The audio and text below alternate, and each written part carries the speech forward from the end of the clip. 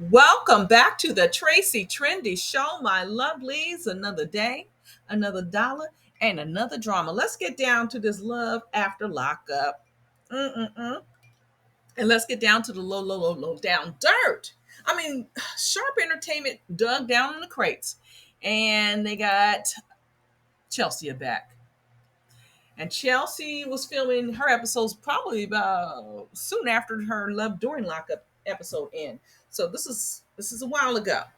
But anyway, they want to they showing us Chelsea, and Chelsea is up here bragging about her man being the first man ever to sign language for her. Well, I'm figuring he has a lot of time to do that. He has all the time in the world. He doesn't have a job. He got three hots in the cot. Plus he's losing his hearing too, so it serves a purpose for him as well. Then she talks about her other children. I assume allegedly these were taken away from her because allegedly the rumor was that she one of her men that she let in the house got a little close to her child, allegedly. And so we see her with her child, her remaining child, her son, in the front seat while she's driving and FaceTiming to her little boo, signing and driving. And I'm like, mind the road, not your cooch, lady, please. Plus, Mike isn't going to wait 3 to 4 months for you. She says she's going to have him wait before he gets that cooch. I'm like, he waited 4 years for some cooch. He's not going to wait 3 4 months for you. No way and no how. Now, moving on to Melissa and Louie and Donna. Yes, I include the mama in this because this is a triangle, my loves. And Donna is not letting up on that bird, Melissa. Melissa, if you don't know, loves, she has a teenage daughter. She's a bird. And Donna knows this bird flew the coop, leaving her youngin' off in the world while she goes out for a toothless drug addict. And Donna is not letting up on this bird. And I don't blame her. I mean, she softens up a little bit, but she ain't letting up. Because Mama Donna was there for all of the drug addiction and 10-year incarceration. And here you have Melissa, and she done left her child come off, and she's coming off as if she's in high school when her daughter is actually in high school. And Melissa's trying to live off a fantasy that she had in high school, and she wants to get the hot guy. Now she's going to get the hot, toothless guy. And she's delusional if she thinks Louis is the same person he was back then. Heck, heck. Okay, we also find out that Melissa in her delusion was the reason he got some extra time on his stay because she was flashing her boobs. And she's shocked by that. Because she said she didn't know there were certain rules at the transitional center. She thought it was okay to do what she did.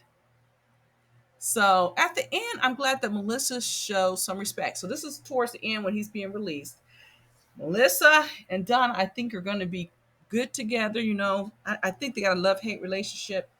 But I'm glad that Melissa showed some respect to Donna by walking arm in arm when it came time to Louis' release. And then she let Donna hug him first. So I kind of like this little Donna, this little triangle for now.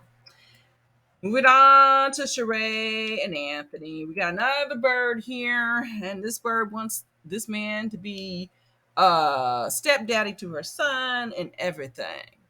And she goes dressing up like a hot mess to meet up with this man in prison.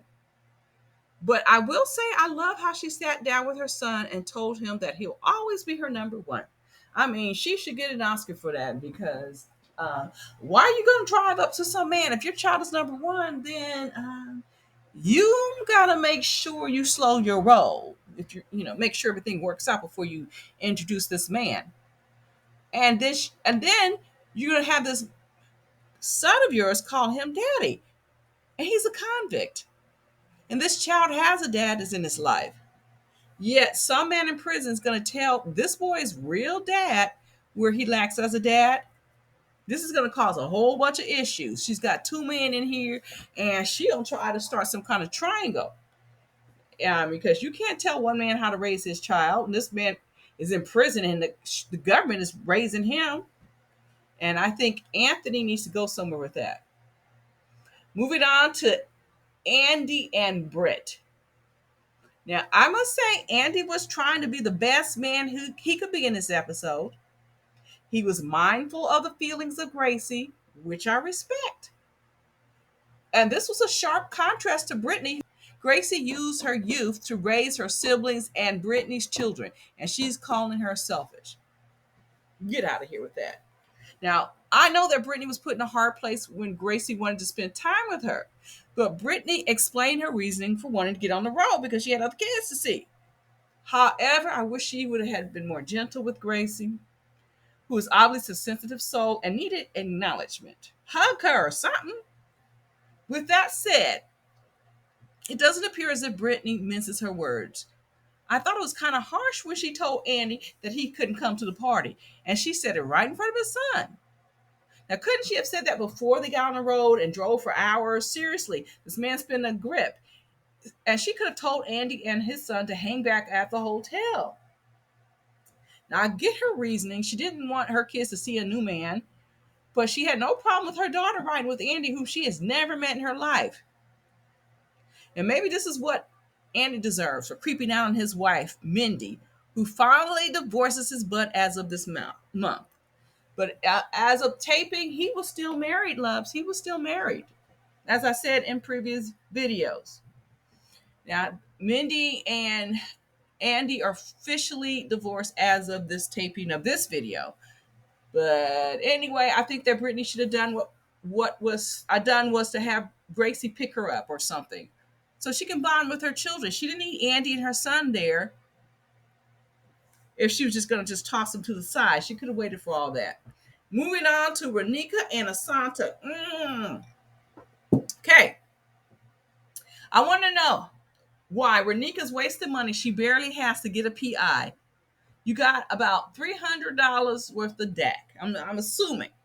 I mean, they went 4 hours, but they were resting. So, and she spent about 1,800, and the other girl spent 1,300 or something like that. So, I suppose it's about $300 worth of deck. He said payment in full. He left her in the story. Save your coins, Renika. But no. She gonna hunt him down. And for what? To wave her finger in his face? He's just gonna finesse her like he always does. Now, I know this hunt for Asana was just an attempt probably by production to keep Renika on the show. But where is the self-respect, Renika? Where is it? Okay? Now, loves, did any of you guys peep when she asked her daughters about their homework? Mind you, she's only been in Georgia for a couple of days. So, am I to believe they just arrived in town? Or I am to believe the word on the curb that Renika already moved to Atlanta? My loves, I was listening to Auntie's advice, and apparently, obviously, Renika and Asanta were over before they even started. However, Renika moved on, and she moved on allegedly with the 19-year-old, who allegedly, my loves, was getting a little too close to the daughters. And they hightailed it out of there, and they flagged the cop, went down to the police station, and the little 19-year-old boyfriend of Renika was like, I was just kidding. Yet he wanted them to make dinner for him. He was sitting on their beds and making them feel very uncomfortable. And I'm glad they got the Stefan, because really that 19-year-old is closer to their age than he is to Renika, and that she should not have left that man alone in their presence at all, if that is true. And apparently Renika's out here, trying to make a career out of herself, and left everything and threw all the money to Asanta, and she didn't have any money. She didn't have money, so she applied for Section 8, which is, hey, if you need it, you need it. But for you to throw money off to a con, you could have had that money for yourself. But then she had to apply for Section 8 because evidently she spent no money, allegedly. That's what I heard from Auntie's advice video a while back. Okay, we come to the show where we find out, or we take a tally of who's winning and who is losing, the cons or the non-cons. Let's look at Chelsea and Mike. Who is winning? I'm going to give it to Chelsea. She's happy that her man is signing. This is the first dude that ever did it for her. So let's give Chelsea a win for the non-cons. Melissa and Louie. Melissa is losing out to Donna. Louis. Well, you know what? I'm gonna say Melissa's winning. She's forming a bond, some little bond with Donna, and her man gets out of prison. So far we have 2-0 non-cons to cons. Move on to Sheree and Anthony. Sheree, I'm gonna put a big L on Sheree. That outfit she wore looked like she about to sell something. All right, just saying.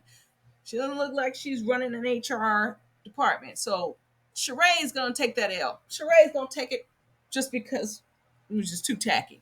So I guess the cons get the point. So 2-1, non-cons to con. Andy and Britt. Britt is winning. Britt is winning because it's all about her world. Everybody's snapping around her and vying for her attention. So Brittany is winning. So now we are tied 2-2. Now Renika and Asanta, obviously, this is I don't even have to explain it. Asanta wins the point. Again, the cons are winning. The cons are winning. So we have 3-2 cons. That's all we got there, my loves. That's the story, and that's the tally for this episode. Now, my loves, if you like what you hear, don't hesitate to subscribe to this channel. Hit that notification bell because this is the only place you're going to get this commentary, my loves. Share and care if you dare, and drop a line below. And I'll catch you all out on the flip side.